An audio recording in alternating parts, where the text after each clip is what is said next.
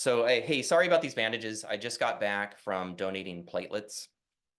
My A positive blood is very rarely in demand. And so, since I'm a triple platelet donor, I can donate 3 units per visit. I give platelets, and they're essential for cancer treatments. And so I consider it just to be a very valuable thing to do. Platelet donations require 2 needles, so that's why both my arms are bandaged. So anyway, just a friendly reminder, I guess, if you're due and you are willing to donate blood or platelets, please don't forget. Maybe schedule your appointment now. That would really be a kindness to me. Thanks for joining me on Life and Surround. I bet some of you wondered whether you would ever hear that again. It's been a while.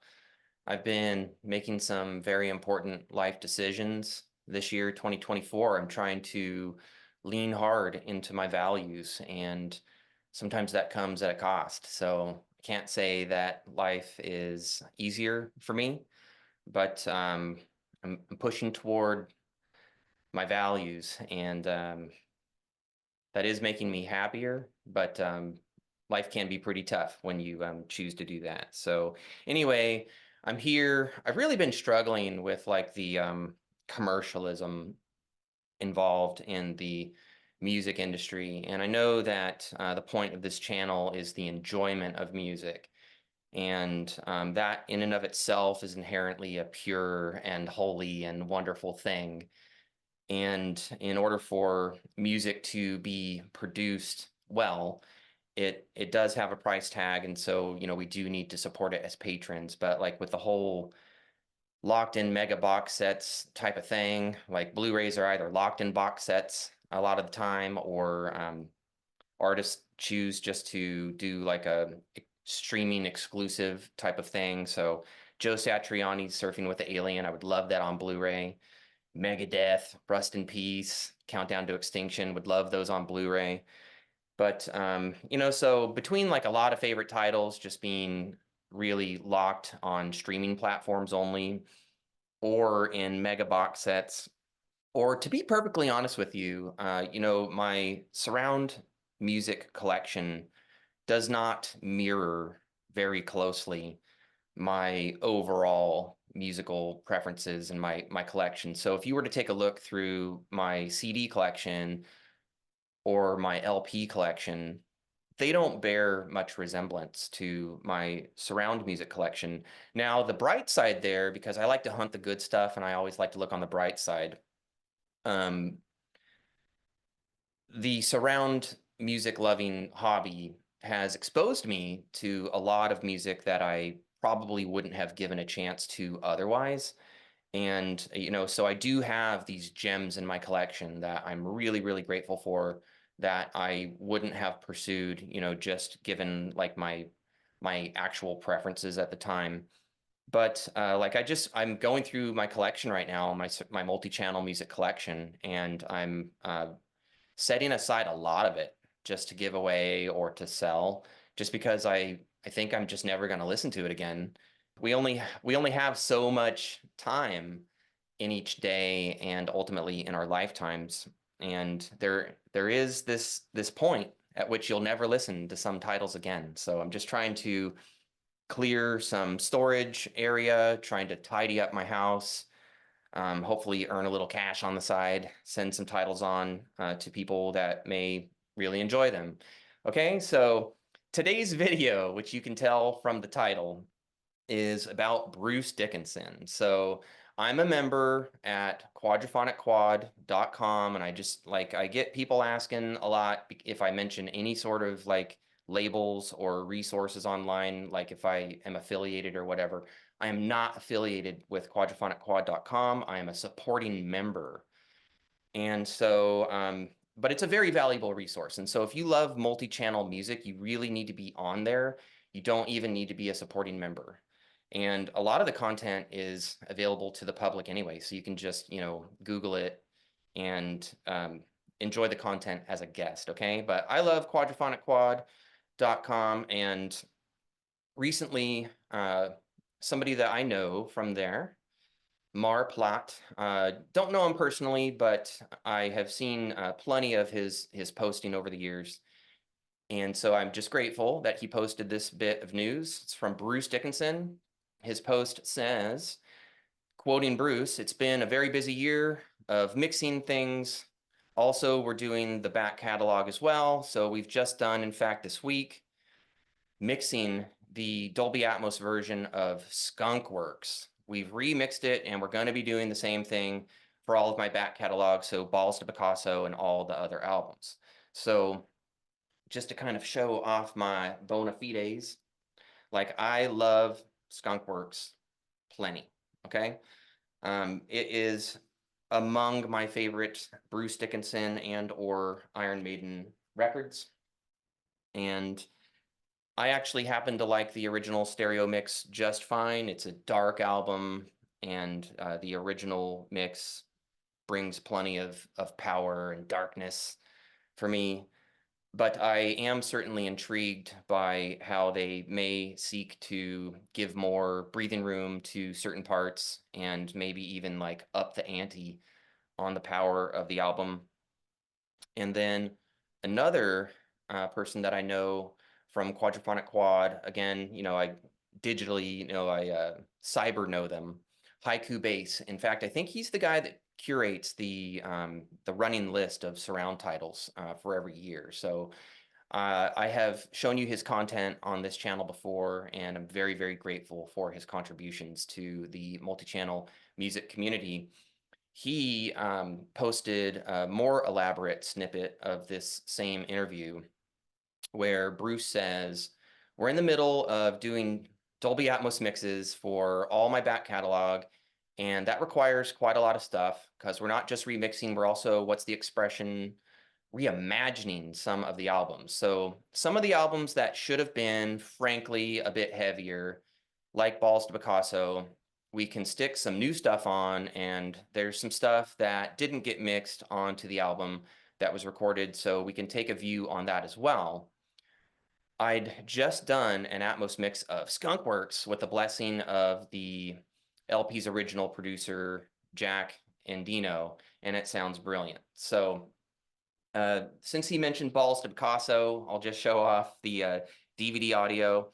If you're interested in just 5.1 mixes of some of the greater cuts from this album, like Sacred Cowboys and Tears of the Dragon, they do indeed have good 5.1 mixes. The problem with this DVD audio is the mastering. Some of the songs are mastered so quietly with respect to their neighboring tracks that it just can't be listened to as a cohesive album experience. Now, based on the 5.1 mixes, like the quality thereof, they certainly do give more breathing room to the various elements of this record. And since it was recorded with Tribe of Gypsies, Roy Z's old band, and that is kind of this Latin rock kind of thing. It's got like a lot of percussive textural elements. The songs on this DVD audio definitely benefit from the 5.1 mixology. And I would love to hear the mixing even further improved, especially if they can make this record heavier. That would be fantastic. Now, an album that I very, very, very much hope gets an amazing multi-channel mix, and we're talking Atmos, it's The Chemical Wedding. It's The Chemical Wedding, my friends.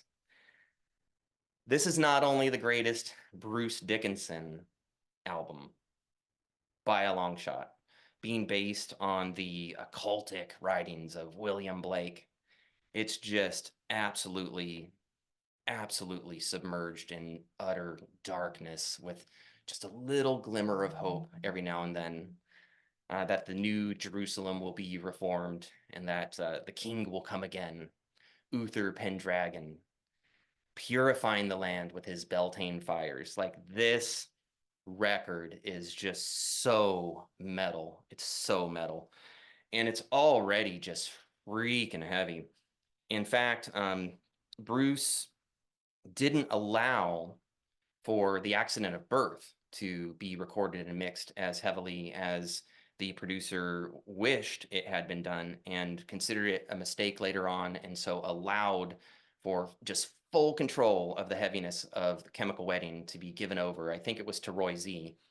And this isn't only the best Bruce Dickinson album there is. I struggle to really think of an Iron Maiden album that's better, in terms of, like, this is just so consistent from the second it comes on to the second it's done. This is just a jaw-droppingly, mind-blowingly amazing heavy metal record. And so to see it, you know, just mixed with any more power and heaviness and just, you know, effectiveness, I just can't hardly wait. Can't hardly wait.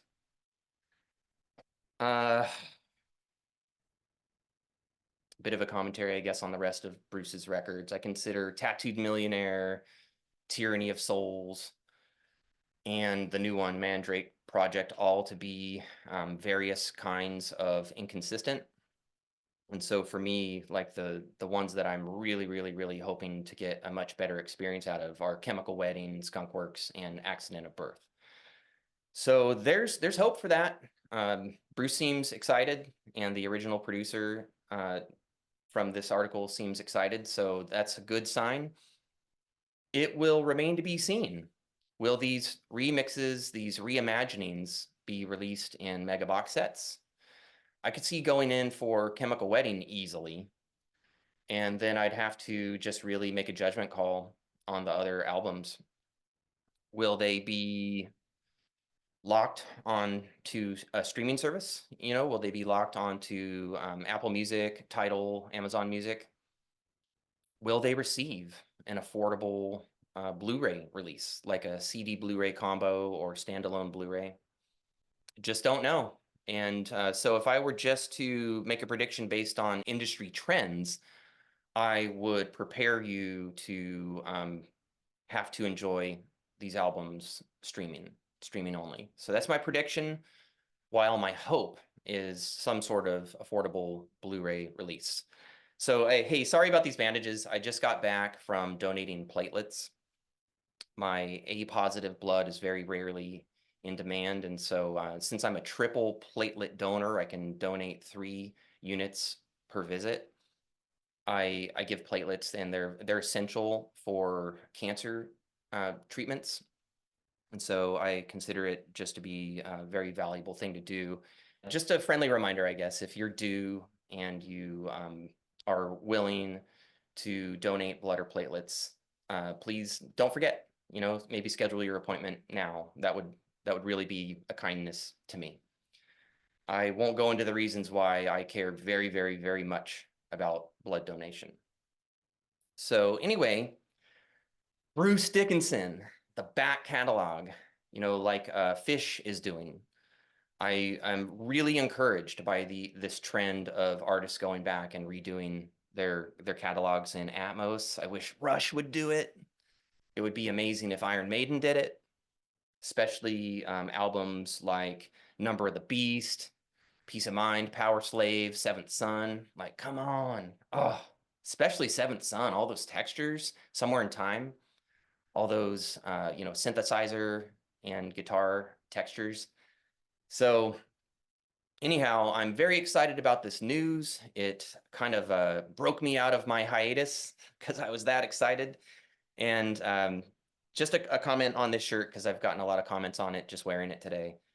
I don't love The Final Frontier. I consider it to be an uneven record. It does have a few cracking tunes. And I actually have this shirt because I worked on a project that was nicknamed The Final Frontier. So I don't find this album to be amazing. I don't think that Maiden has really done an amazing album since Brave New World, I would say. And even that needed to be edited down by at least 2 songs. So anyhow, Bruce Dickinson, the back catalog, Dolby Atmos. Will it be streaming? Will it receive an affordable Blu-ray release? Will it be locked in a mega box set? Will it receive any Blu-ray whatsoever? We shall see. I'm hoping for the best and preparing for the worst. I hope this news finds you well. I appreciate your support. If you like what I do, don't forget to like. If you haven't already, subscribe, ring the notification bell, leave comments below. I can no longer promise that I will even look at them. I'm so sorry, but you can comment amongst each other. And I will try to look at them. I'm trying to make some life changes that can, provide more time for this, for one thing. So anyhow, thank you for watching. And I hope that all of you find a way to live life in surround.